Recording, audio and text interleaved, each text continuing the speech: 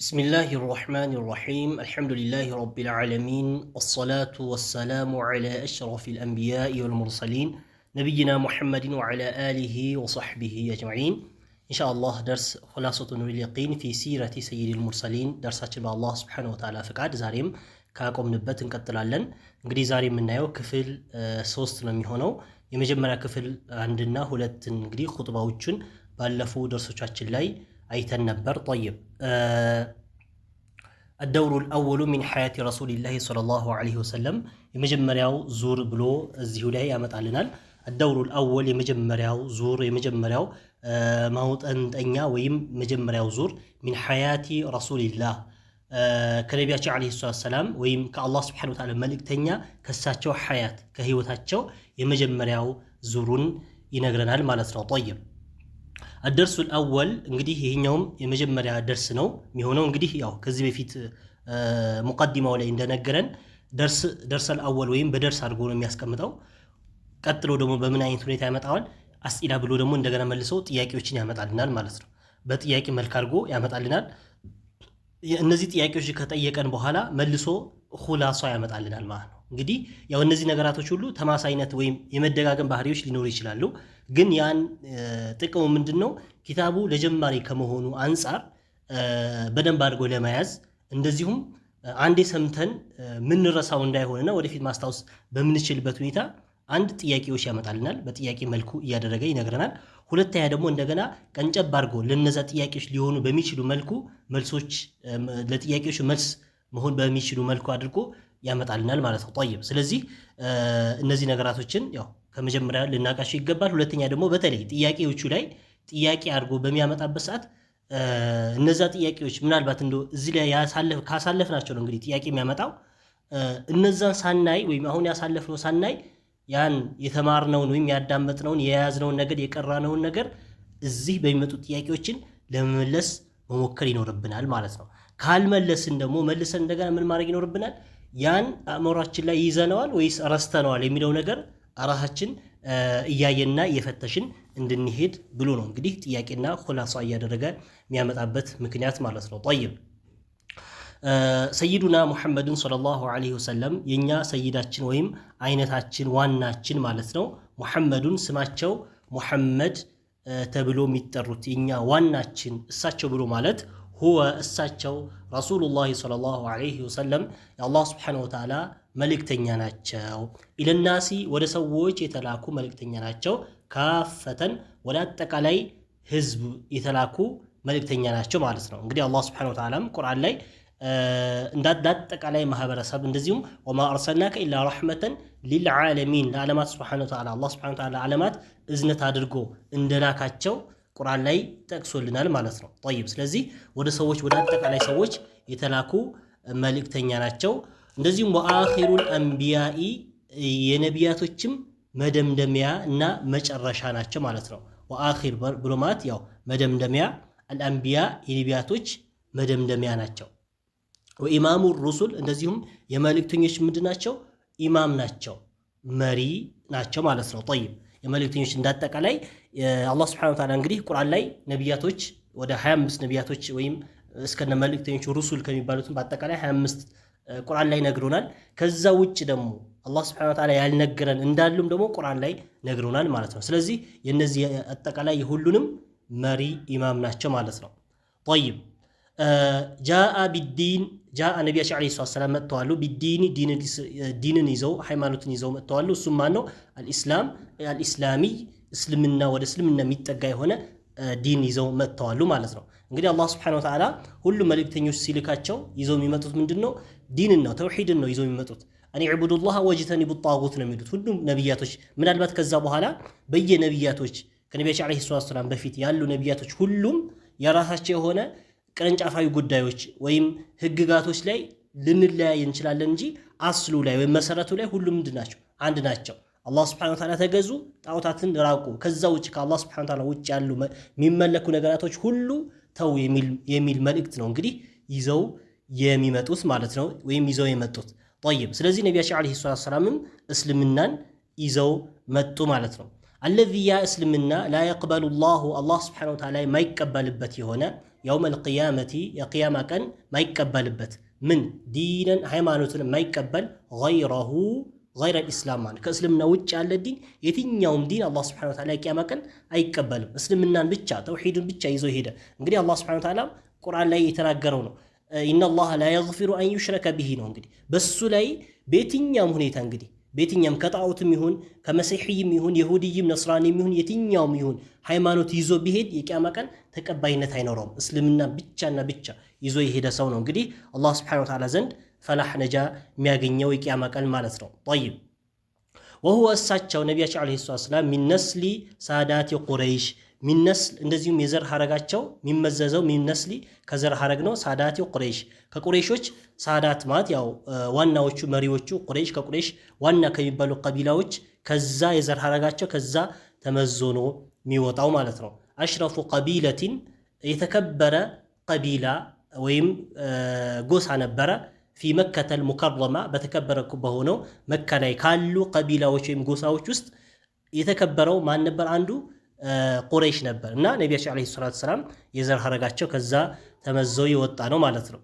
ወየተሲሉ እንደዚሁም ይቀጥላል አለ ነሰቡሁ የዘር ሐረጋቸው ይቀጥላል ማለት መጨረሻ ላይ እንግዲህ ሲቆጠር ወዴት ይደርሳል? ቢኢስማዒል ኢብኒ ኢብራሂም ቢኢስማዒል ነቢዩላህ ኢስማዒል ዓለይሂ ሰላም ወደ እሳቸው ኢብኒ ኢብራሂም ኸሊሉላህ የሆኑት የአላህ ሱብሓነሁ ወተዓላ ኸሊል ተብሎ የተገለጹት የሆኑ ቁርአን ላይም አላህ የገለጻቸው የኢብራሂም ልጅ የሆኑት የነቢዩላህ ኢብራሂም ልጅ የሆኑት በኢስማዒል ዘር ሐረግ ይቀጠላል ማለት ነው። እዛ ድረስ ይደርሳል። ዓለይሂም ሰላም ልጅም አባትም ኢብራሂምም ኢስማዒልም የአላህ ሱብሓነሁ ወተዓላ ሰላም በሳቸው ላይ በእነሱ ላይ ይሁንና ማለት ነው። ጠይብ ስለዚህ እንደማንም ነቢያቸው ዓለይሂ ሰላቱ ወሰላም ዘር ሐረጋቸው ሲቆጠር ያው ሰነዳቸው አለ። ሰነዱ ከመጀመሪያ እስከ መጨረሻ ከሳቸው እያለ ቀጥታ ሲቆጠር ማን ጋር ይደርሳል? አድናን ብሎ ከዛ በኋላ ወደ እስማኤል ነው የሚገባው። ከዛ በኋላ ግን የሚጠቀሱ አንዳንድ ዘር ሐረጎች ሊኖሩ ይችላሉ። ግን ከዛ በኋላ ያለው የተረጋገጠ ወይም ሲሐነት ያለው አይደለም ይለዋል አብዛኛው የኪታብ ወይም የታሪክ ኪታቦች ማለት ነው። ግን እስከ እስማኤል ድረስ ያለው ትክክለኛ ዘር ሐረግ ነው ማለት ነው። ጠይብ አስኢላ ጥያቄ እንግዲህ ቅድም መጀመሪያ ላይ ለመግለጽ እንደሞከርኩትም ጥያቄዎች ያመጣሉ። እነዚህ ጥያቄዎችን ያው ይዘናቸዋል አልያዝናቸውም የሚለውን ራሳችን እንፈትሽ የሚያደርገን ነው ማለት ነው። መን ሰይዱና ሙሐመድን ሰለላሁ ዐለይሂ ወሰለም መን ሰይዱና የኛ አይነታና ዋና የሆኑት አለቃችን ሙሐመድ ማን ናቸው እያለ ነው። ጠይብ ስለዚህ ከቅድም የወጡ ናቸው ለመመለስ እንሞክራለን ማለት ነው። ቢማዛ ጃአ ምንድነውስ ይዘውት የመጡት ሚን አይ ቀቢለቲን አበዋሁ የዘር ሐረጋቸው እንግዲህ የዘር ሐረግ ከተባለ አባታቸውም የእናታቸውም በአንድ ሆነው የዘር ሐረጋቸው ከየትኛው ቀቢላ ከየትኛው ጎሳ ነው ተመዞ የሚወጣው አለ። ጠይብ ቢመን የተሲሉ በማንስ ይቀጠላል ማን ድረስ ይደርሳል? ነሰቡሁ አሁንም የዘር ሐረጋቸው ማን ድረስ ይደርሳል የሚሉ ጥያቄዎች ናቸው። ስለዚህ እነዚህን ለመመለስ እንሞክራለን። ምናልባት እንኳን ማስታወስ ባንችል ወዲያውኑ አሁን ያነውን ማስታወስ ባንችል እንደገና አይተን አእምሯችን ላይ እነዚህ ነገራቶች ማስፈራችንና አለማስፈራችን ራሳችን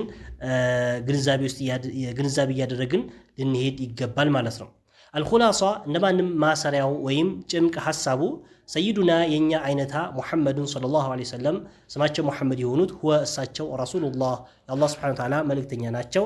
ኢለናሲ ወደ ሰዎች የተላኩ አጅመዒን ወደ አጠቃላይ ሰዎች የተላኩ የአላህ ሱብሓነሁ ወተዓላ መልእክተኛ ናቸው። ጃአ መጥተዋሉ ቢዲን ልእስላምይ ዲን ልእስላምን ይዘው መጥተዋሉ።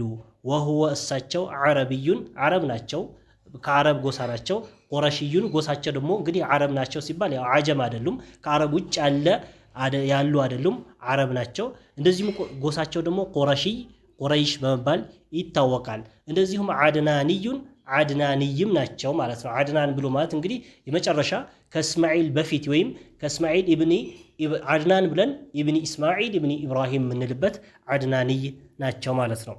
ጠይብ ከዛ ሲቀጥል ምን አለ? ነሰቡሁ አደርሱ ሳኒ ሁለተኛው ደርስ አለና ነሰቡሁ ወወፋቱ ዋሊዲሂ አለ።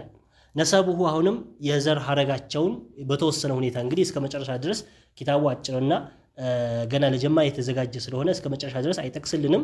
ግን ዘር ሐረጋቸው የተወሰነ ይነግረናል እና የዘር ሐረጋቸው አንድ ወወፋቱ ዋሊዲሂ እንደዚሁም